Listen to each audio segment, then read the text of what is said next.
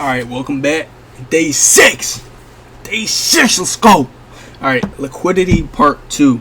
Alright, so first time we went over what liquidity was, and now we're going to learn how we can use liquidity as a confluence within the market. Alright, so we know that we use this liquidity. I don't like how many times I'm saying liquidity, but we use this because this is what drives the market. Alright, what drives the market is two things: buyers and sellers, and liquidity. And basically it's the same thing at the end of the day. Alright, but if you don't know the three forms, we have buy side and sell side, prominent highs and lows, aka swing highs and lows, and data news highs and lows. If you don't know what any of that means, I recommend watching day 1. Alright, so boom, let's identify how we can use liquidity as a confluence within the market. Alright, so I'm sure you guys all heard the term before, liquidity sweep, and you're probably wondering what that is. Alright, so actually, let me bring it up right now. My PowerPoint. Stick with me, 1 second. I just don't want to leak my whole PowerPoint. But I have a whole PowerPoint of all the confluences, which is in the Discord too, in like the first bio if you want to check that out. But it's all like the technical confluences that you guys can check out. But that is first link in the description. But I have a slide on liquidity sweeps if it wants to load. I don't know why it keeps reloading on me. Alright. Alright, boom. Liquidity sweeps.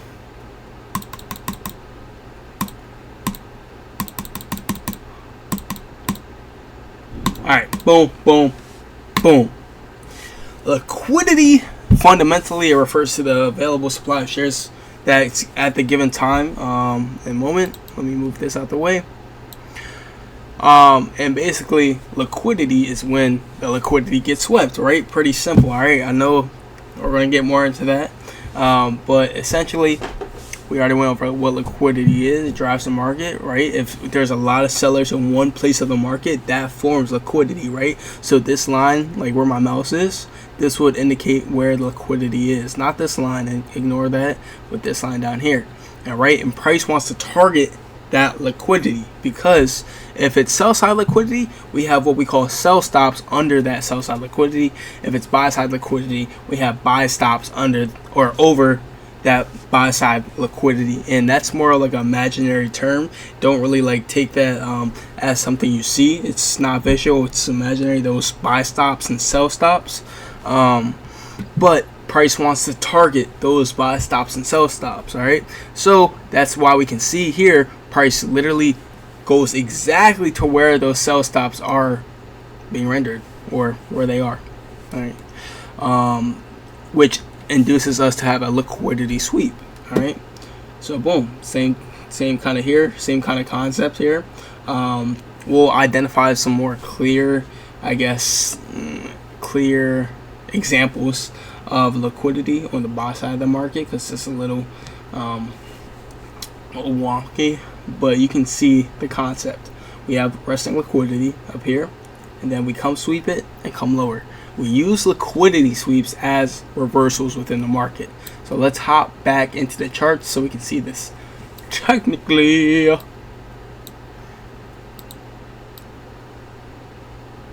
Boom. Alright, so first we're going to go through liquidity sweeps on all three different forms of liquidity. So first we have sell side and buy side liquidity. So we're just going to look. Don't have any examples right now, but these happen pretty frequently. And we can see that already right here. We have formed sell side liquidity. A formed sell side liquidity sweep. Alright, so we see this form sell side, and what's under sell side liquidity? We have sell stops. Alright, so now with this form sell side, say we didn't see this. I know it's in hindsight, but act like we didn't see all of this right here. We can expect that price wants to come target these sell stops. Make sure y'all can see it. Yep, so we can expect that price wants to target these sell stops. So then we see price targeting the sell side liquidity because there's sell stops right under this liquidity that we can target. All right, which makes for our liquidity sweep. All right, so boom, mark out our sell side liquidity. We see that price takes out this liquidity, and now we can expect a reversal in the market because we did so.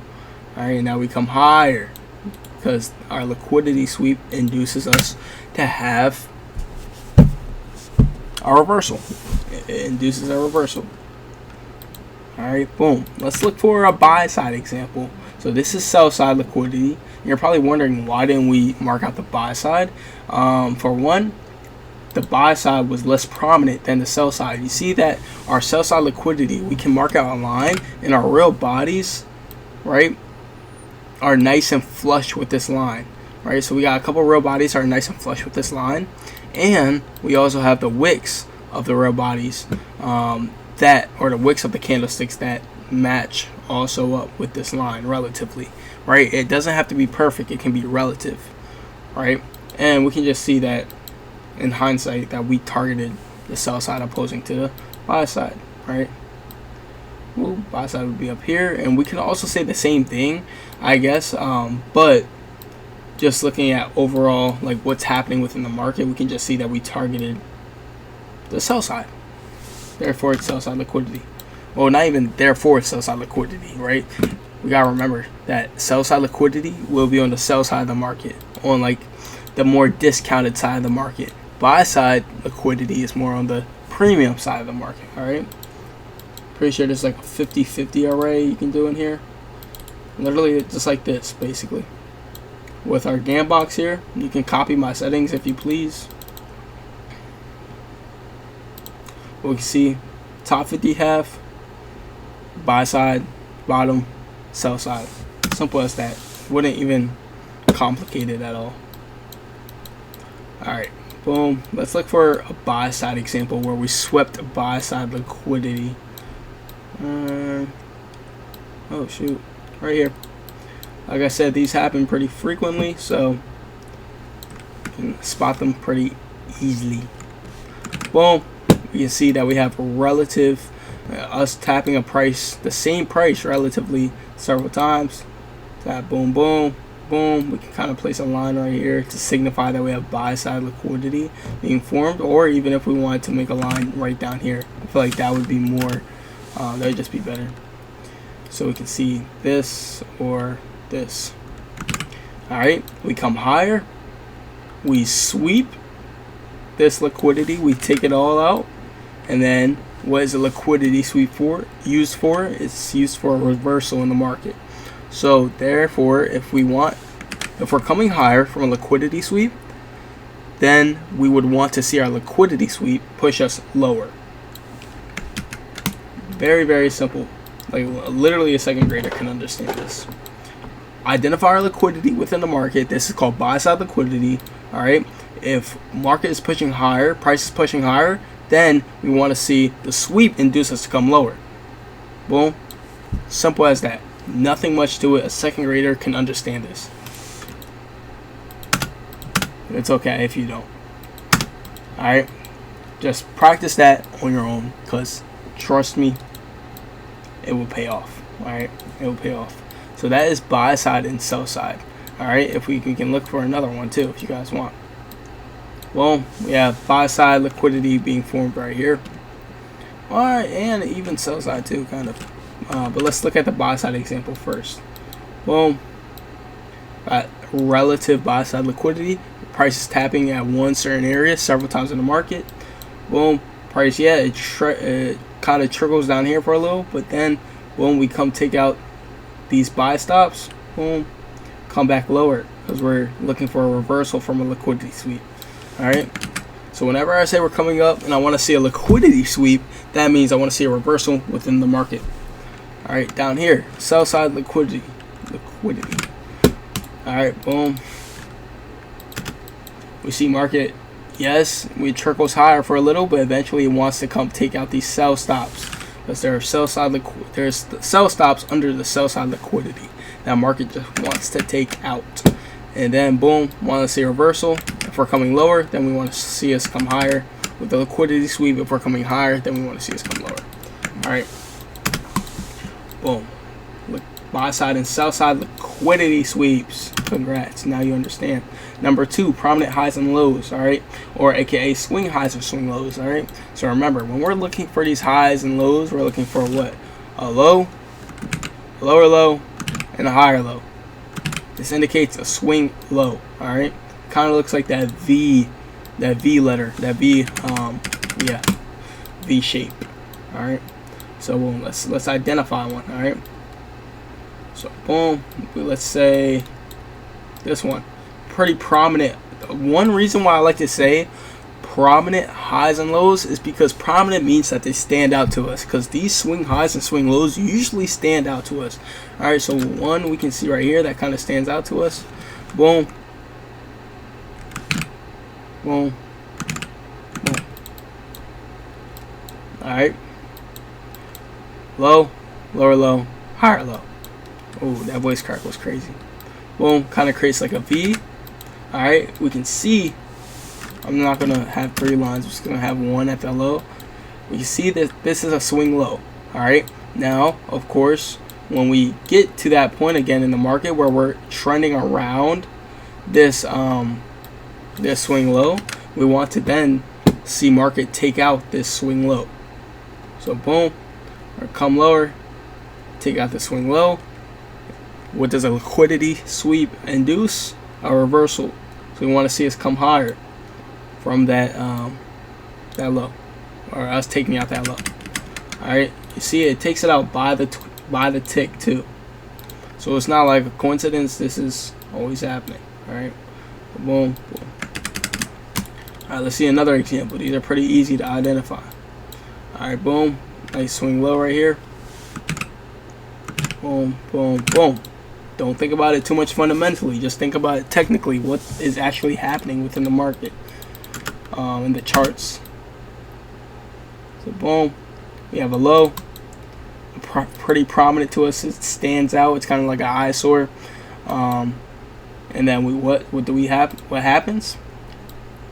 We have our low, our liquidity. Once we start trending around the low, boom, immediately want to take that out, right? Because there's sell stops resting under this low on the sell side of the market. All right, boom, boom. Pretty like elementary stuff, I'm not gonna lie. Sure, you can understand this. If you are starting to understand it right now, just drop a little comment saying I'm starting to understand. Let's look on the higher side of the market, see if we have some that we can take out. Again, this is usually how they're always showing up, because this is how the market moves all the time, all day, 24/7. This is how the market moves. All right, so boom, have another one. For the higher side of the market, you look for a high. Oh, not that. All right, we look for a high, higher high, and a lower high. This makes our swing high, or a prominent high. Boom, boom, right? So now when we start trending around, because of course we're not like just gonna immediately take it out. Sometimes we do, sometimes we don't. All right, so we're gonna trickle below it, but once we get up to it, we're slowly inching up to that level of liquidity, right? So boom, market's gonna want to have a clear sweep above it. All right, and this time we didn't come lower, but we still wanted to take out this liquidity. So we can see that, look, like draws for liquidity are not always for liquidity sweeps, but they can also just be for draws of liquidity, right? We're drawing towards that price. And how do you know if it's a liquidity is going to be a proper liquidity sweep? That's where we add our confluences together, right? And really look at our model and sit and basically ask ourselves, is everything lining up for us to continue lower, for us to sweep this liquidity and come lower? All right, and if it's not, then most likely price is going to come higher. If it is, then most likely we're going to have a proper liquidity sweep, and we're going to come lower. All right, but we can see here, so just like remember that areas of liquidity, especially when it comes to the highs, usually with sell side liquidity, it's we sweep it and then we come higher, like a proper liquidity sweep. But if we have just the highs being marked like for liquidity, then sometimes we just use them as draws for liquidity, right? But not all the time. Like, look, we have a swing high right here. High, higher high, lower high. Right? So it's swing high, right? Boom. Price wanted to take, we trickled down for a tiny bit, and then price wanted to take out this level of liquidity because it was a swing high, and then we immediately dumped lower. So we used liquidity, this high as a liquidity sweep in this sense, right? And not just a draw for liquidity, right? So you gotta recognize that either one, we can use liquidity for a draw on price or for price, or two, we can use it for a proper liquidity sweep. Alright, so we can use it for either one of these things. Alright, so keep that in mind, keep that in your notes. Alright, because you should have a notebook by now. Day 6, let's get it.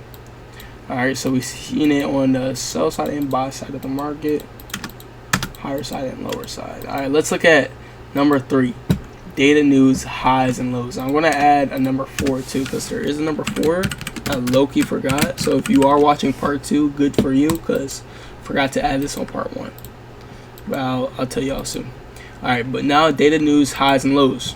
Alright, so we're just going to identify, if you don't remember what data news high and low is, it's basically when we have a candlestick, right? It says a green candlestick, and have huge wicks coming from this candlestick, right? When we have those high impact red folder news, right? Like CPI data news and PPI data news, which we're going to have, pretty sure we're going to have those Thursday and Friday. Alright, so we definitely see a lot of examples coming up. Well, let's go to an example, alright? And you can identify this by these crazy long wicks within the market. Alright, so boom, we can see here around like 2 o'clock, it looks like, that we had a crazy long wick, and most likely this was like FOMC news because it was like at that 2 o'clock time. But boom, boom. See on the 1 hour, and we can drop down to the 5 minute how big this candle, and see how big this candlestick actually was.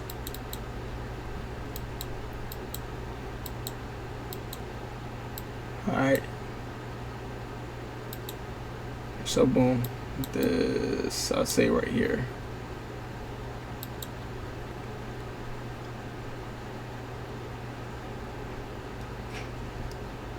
Alright, I'd say like right here. You can see this long ass candlestick, right? Sometimes it's just like a long ass candlestick, or sometimes it has like a small candlestick with like really long wicks. Alright, so like probably right here too. But these are really good draws on liquidity, right? So boom, we already see once we formed this candlestick, that market immediately took out this low of the candlestick and then immediately draw towards that high and then drop down. That's exactly how we want to use these data news candlesticks, right? Boom. Alright, so boom, yeah, these are just very good draws on liquidity. Again, you can use these as a draw on price, or you can use these for a liquidity sweep, right? So boom, liquidity sweep, we come lower, sweep out price. A liquidity sweep is used for a reversal in the market, and we see us come higher from that reversal. Then we take out this high of the data news candlestick, use it as a liquidity sweep again, and then reversal in the market, we start to come lower. Alright, so these are all the different forms of liquidity. Alright, now there's one last form of liquidity. Alright, and remember, you can find these data news candlesticks by going on Forex Factory. I'm gonna just do a little recap of Forex Factory one more time, just in case you guys don't remember what Forex Factory is. So Forex Factory, just type it in. It should be the first link.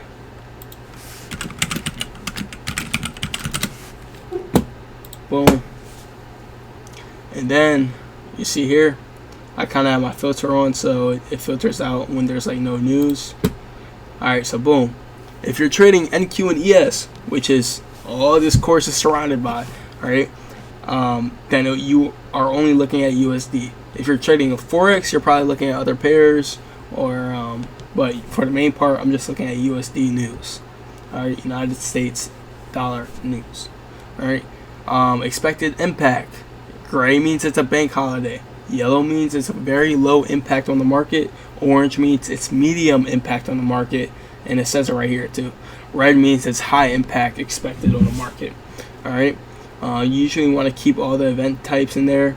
I just take out yellow for the news, because if we see yellow for the news, it's most likely we just call it no news. All right, because there's we don't really look for that. When there's no news, then it's just the most it's going to bring to the market is like a little choppiness. But that's pretty much about it. All right, but red folder is what makes those candlestick wicks and those data wicks, or data wicks, whatever you want to call it. All right, so I'd recommend bookmarking that, putting it in your notes, your journal, everything like that. All right, so now last one, the mystery. Is this news? Nah, man, this is like a lot of volume. All right, mystery number 4, level of or form of liquidity. We have previous session highs and lows. All right, boom. So if you don't know already, the futures market moves within sessions. All right, we have Asia session, New York session, and London session. All right, what you can do to make this easier for you to comprehend is putting on the indicator, the ICT kill zones plus pivots. All right.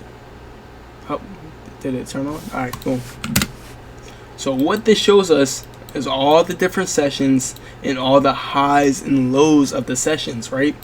So the highs and lows of all these different sessions, the 3, London, Asia, New York, the highs and lows of these sessions are great levels of liquidity that we want to target within the market, right? Price wants to target these levels. So usually it works like this too. If we have a London session, then New York session, then New York session would usually want to target London session's previous highs or lows, right? So exactly what it did today. So we see that London session created this low, and it's already marked up for you with this indicator, ICT kill zones and pivots. All right, so boom, we have London low right here. We can see London low is marked out. All right, and we trickle higher, we trickle above a little bit. And actually, to be honest, nah, I'm not going to use that example. I'm going to use the previous day's New York PM.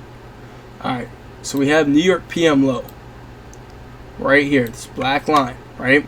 We see that we're coming higher, we're trickling higher throughout all the rest of the sessions, and then the next day, right, the subsequent days, New York session, price immediately targets that low. All right, so this is how we can use these previous sessions to our advantage. Oh, you guys can't see it right there. All right, so boom, we have, I'm gonna say it again just in case you guys didn't see it the first time. All right, boom. We have previous session day PM. All right, black line right here. We can see throughout all the other sessions that we trickle higher, and then come the subsequent day, Wednesday, New York AM. All right, and then we just drop off, sell off, and target that previous session or that previous day low. All right, and these are also called just PD arrays, right? These levels of liquidity, these draws on liquidity are called PD arrays, or like some people call them different confluences, or yeah, it's just a number of different things people call it, but just call it a draw on liquidity. All right, so boom, we targeted that, and then we used a proper liquidity sweep. You can see that we then had a reversal within the market and started to come higher. All right, but then you can see New York PM session wanted to take out New York lunch. All right, what is New York lunch? New York lunch is like that 12 o'clock where literally people get lunch. It's New York lunch. Of course, you know, it's not the olden days anymore, so people aren't like actually like getting out the office and going to lunch. You know, people are usually at their setups and whatnot, but market still is runs on that algorithm to it runs on that algorithm, and people still like exit their positions around lunch to go eat lunch. All right, so market kind of still calls it like New York lunch, right? It's just a trading term to know. So boom, New York lunch low, and then you see market wanted to target New York lunch low, and we're probably going to take this low out and then come higher, right? Hopefully that is understanding. Hopefully I didn't freaking stutter so much, so you guys could understand that. Boom. But those are basically all the previous session lows and highs, and we just use it as a regular liquidity sweep, as like a swing low or a swing high. We're targeting those highs and lows of the previous sessions, so you know we can use them as draws on liquidity or liquidity sweeps, right? All right, there you got it. The 4 forms of liquidity. There's not 3, there's 4. All right, and if you only watch part 1, you wouldn't know, right? Unless you watch part 2. That's why you always gotta keep watching, bro. Keep watching. Never stop. Because you always need. If I ever say there's a part 2, always watch the part 2. Right? Part 1 and part 2.